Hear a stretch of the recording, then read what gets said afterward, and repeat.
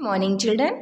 Online class second, subject Hindi, पाठ 14। तो देखिए पाठ 14 में आप लोगों का क्या है, कौन सी कहानी है, साहसी बालक। तो आइए हम अपनी ये बुक की एक छोटी सी स्टोरी पढ़ते हैं, यानी कहानी पढ़ते हैं।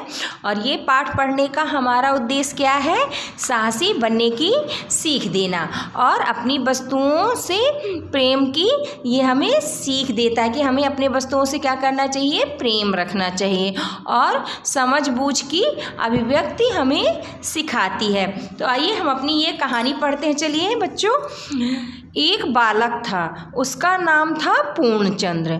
उसका घर एक घनी बस्ती में था। वह प्रतिदिन मीन्स क्या होता है, रोजाना बस्ती की पाठशाला में पढ़ने जाया करता था। उसे लिखने पढ़ने का बहुत शौक था। पाठशाला में आकर वह खाना खाता, फिर थोड़ी देर आराम करता और पढ़ने बैठ जाता। वह अपने माता पिता तथा गुरुजनों का बहुत सम्मान यानी उनका आदर करता था। जैसे आप लोग भी अपने टीचरों को क्या करते हैं, बहुत ज़्यादा रिस्पेक्ट देते हैं यानी इज्जत देते हैं। तो सम्मान मीन्स क्या होता है, आदर और इज्जत करना। उसके माता पिता तथा गुरुजन भी उसे बहुत प्यार करते थे। सहपाठियों मीन्स क्या होता है, जो साथ में पढ़ने वाले होते हैं। सहपाठियों के साथ भी उसका व्यवहार मतलब जो उसका बर्ताव था वो बहुत अच्छा था। वह पढ़ने में भी तेज था। आज पाठशाला में खेल प्रतियोगिता थी। पूर्णचंद ने भी उसमें हिस्सा लिया। यहाँ खेलते खेलते वह थक गया था। उसने सोचा खाना खाकर थोड़ी देर आराम करूँगा और फिर पढ़ूंगा। पूर्णचंद्र थका तो था ही, जैसे ही चारपाई पर लेटा उसे गहरी नींद आ गई। उसे लेटे थोड़ी ही देर हुई थी कि उसे कुछ लोगों के भागने और चिल्लाने की आवाज़ें सुनाई दी।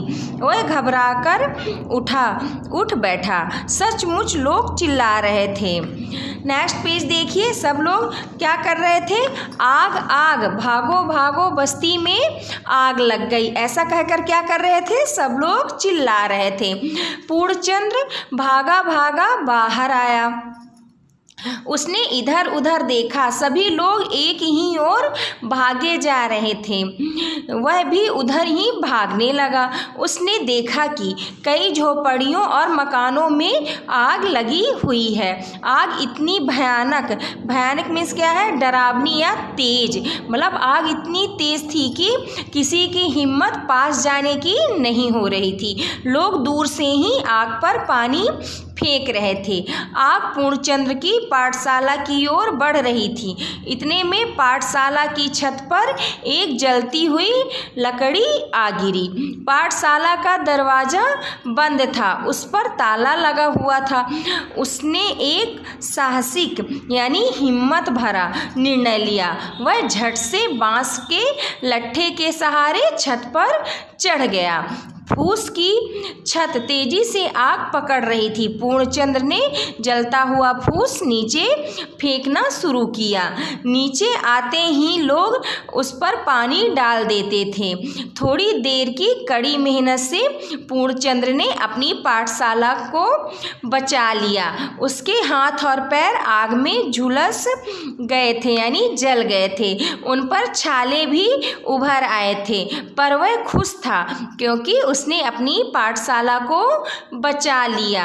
इतने में आग बुझाने वाले भी आ गए। उन्होंने पानी डालकर बस्ती में लगी आग को बुझा दिया और भारत सरकार ने 26 जनवरी को साहसी बालक पूर्णचंद्र को इनाम दिया यानी उसको प्राइज दिया। तो देखो बच्चों, ये किसकी कहानी थी, पूर्णचंद्र की थी, जो कितने साहसी थे कि वो अपने स्कूल की आग अकेले ही बुझाने के लिए चल पड़े थे, जबकि उम्र भी उनकी काफ़ी छोटी थी। इसीलिए कहते किसी काम को करने के लिए हमें उम्र नहीं देखना चाहिए कि हम बहुत छोटे हैं कि बहुत बड़े हैं, हिम्मत होनी चाहिए। अब देखिए आपकी वर्ड मीनिंग आ गई है। तो ये देखिए वर्ड मीनिंग को आपको क्या करना, अपनी कॉपी में लिखना है और लर्न करना है। तो देखिए प्रतिदिन का क्या होता है? रोजाना होता है। और सम्मान का क्या होता है? आदर और इज्जत होती है। व्यवहार का क्या होता है? देखिए, व्यवहार मतलब बर्ताव होता है, और भयानक मतलब डरावनी या तेज होता है, और साहसिक मीन्स क्या होता है? हिम्मत भरा। अब आइए नेक्स्ट पेज हम अपना देखते हैं। सही विकल्प पर हमें क्या करना है? सही का चिन्ह लगाना है। तो देखिए इसका फर्स्ट क्वेश्चन क्या है? पूर्णचंद्र प्रतिदिन जाया करते थे। तो पूर्णचंद्र प्रतिदिन कहाँ जाया करते थे? तो इसका आंसर हो जाएगा पाठशाला। फिर सेकंड नंबर देखिए, पूर्णचंद्र अपने माता पिता तथा गुरुजनों का करता था। क्या करते थे ये? सम्मान। तो इसका आंसर थर्ड नंबर हो जाएगा, सम्मान हो जाएगा। फिर देखिए, पूर्णचंद्र खेलते खेलते सो गया कि बैठ गया कि रोने लगा? तो इसका आंसर हो जाएगा सो गया। फिर नेक्स्ट देखिए, निम्नलिखित कथन किसने और क्यों कहें? ये जो हमारा इसको फिल करने के लिए दिया गया है, इसमें हमें क्या लिखना है कि ये कथन जो लिखा है इसने किसने कहा और किस लिए कहा है। तो देखिए आइए हम देखते हैं इसमें फर्स्ट नंबर, खाना खाकर कुछ देर आराम करूँगा। तो ये किसने कहा था? पूर्णचंद्र ने कहा था। और क्यों कहा था? क्योंकि वो खेलते खेलते थक गए थे। फिर सेकंड नंबर देखिए, आग बस्ती में आग लग गई। ये किसने कहा था? कुछ लोग थे, जो गांव के कुछ लोग थे, वो आप चिल्ला रहे थे और चिल्ला के क्या कह रहे थे कि आग बस्ती में आग लग गई है। और वो क्यों कह रहे थे? क्योंकि बस्ती में आग लग गई थी, जो चारों तरफ क्या हो रही थी? फैल रही थी। अब आइए हम अपना नेक्स्ट पेज देखते हैं। नेक्स्ट क्वेश्चन, निम्नलिखित से में आग से जलने वाली वस्तुओं पर सही तथा न जलने वाली वस्तुओं पे आपको किसका? गलत का चिन्ह लगाना है। मतलब जो चीज़ें क्या होती आग से जल जाती है इसको आपको राइट करना है, और जो नहीं जलती इसको क्या करना है? रॉन्ग करना है।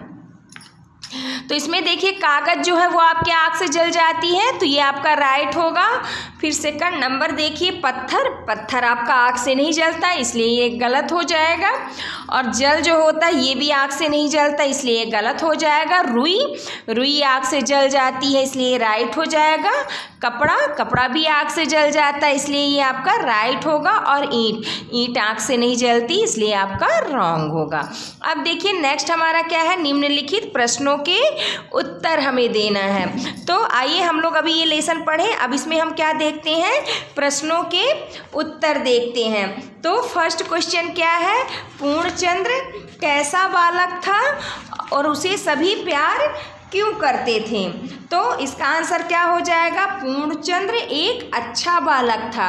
वह अपने माता पिता तथा गुरुजनों का बहुत सम्मान करता था। सहपाठियों के साथ भी उसका व्यवहार बहुत अच्छा था, इसलिए सब लोग उसे प्यार करते थे। फिर नेक्स्ट क्वेश्चन देखिए, लोग आग बुझाने के लिए क्या कर रहे थे? तो इसका आंसर हो जाएगा लोग दूर से ही आग पर पानी फेंक रहे थे। फिर नेक्स्ट क्वेश्चन देखिए, पूर्णचंद्र ने पाठशाला को जलने से कैसे बचाया? तो इसका आंसर हो जाएगा कि पूर्णचंद्र झट से बांस के लट्ठे के सहारे पाठशाला की छत पर चढ़ गया तथा उसने जलता हुआ फूस नीचे फेंकना शुरू किया। नीचे आते ही लोग उस पर पानी डाल देते थे और थोड़ी देर की कड़ी मेहनत से पूर्णचंद्र ने अपनी पाठशाला को बचा लिया। फिर नेक्स्ट देखिए क्या है? भाषा की बात है आपकी। तो भाषा की बात में देखिए क्या दिया गया है, आज हम लोग को समझाया गया है समानार्थी शब्द या पर्यायवाची। आप लोग भी देखते हैं कि आप लोगों को क्या लिखने के लिए आता है? पर्यायवाची शब्द लिखने के लिए आते हैं। तो आइए हम इसमें क्या करें, अपने पर्यायवाची की पहले परिभाषा पढ़ते कि पर्यायवाची होता क्या है। तो देखिए, जिन शब्दों का अर्थ लगभग समान होता है उसे हम क्या कहते हैं? समानार्थी या पर्यायवाची शब्द कहलाते हैं। जैसे जल, तो जल का क्या होता है? पानी, नीर व तोय। शब्दों का अर्थ क्या है इसका? जल, पानी, नीर व तोय शब्दों का अर्थ है पानी। अतः ये पानी के पर्यायवाची शब्द हैं। अगर हमें वहाँ पे पानी नहीं लिखना तो पानी की जगह हम जल भी लिख सकते हैं, नीर भी लिख सकते हैं और तोय भी लिख सकते हैं, क्योंकि इनका जो अर्थ है लगभग एक समान होता है। अब देखिए इसमें हमें क्या किया गया है, निम्नलिखित शब्दों के हमें पर्यायवाची शब्द लिखना है। देखिए इसमें कुछ शब्द दिए गए हैं, उसके हमें क्या बताना है कि इसका पर्यायवाची क्या होगा। तो फर्स्ट देखिए बादल, तो बादल का पर्यायवाची क्या होगा आपका, मेघ होगा, घन होगा और जलधर होगा। फूल, फूल का पर्यायवाची क्या होगा, सुमन, पुष्प और कुसुम। फिर घर, घर का पर्यायवाची क्या हो जाएगा, गृह, सदन और आवास आपका हो जाएगा। अब देखिए वे शब्द जो स्त्री जाति का बोध कराते हैं उसे हम क्या कहते हैं, स्त्रीलिंग कहते हैं, तथा वे शब्द जो पुरुष जाति का बोध कराते हैं उसे पुल्लिंग कहते हैं। जैसे लड़की शब्द का स्त्रीलिंग है और लड़का शब्द पुल्लिंग है। जो लड़की होता है वो क्या होता है, स्त्रीलिंग होती है, और लड़का शब्द क्या कहलाता है आपका, पुल्लिंग कहलाता है। तो हमें क्या करना है, ये कुछ लिंग दिए गए हैं, हमें बताना है किसमें कौन सा लिंग है।